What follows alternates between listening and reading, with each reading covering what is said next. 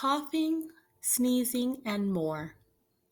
All people cough and sneeze. Coughing and sneezing can spread droplets and germs. I can try my best to cough and sneeze into my elbow. Wearing a mask can also help catch the droplets. If I'm not wearing a mask, coughing into my elbow is best. I should keep my fingers out of my nose.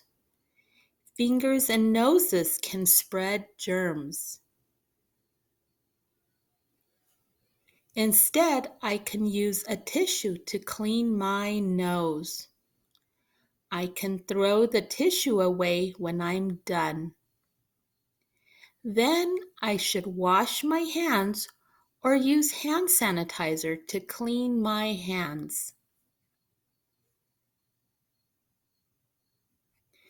Another way to stop the spread of germs is by not touching my eyes, nose, mouth, or face.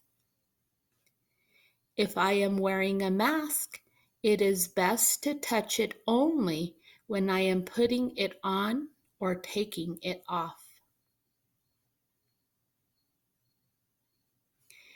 Keeping toys and school supplies out of my mouth will also stop the spread of germs. My teacher and family will be so proud of me when I do my part to help stop the spread of germs.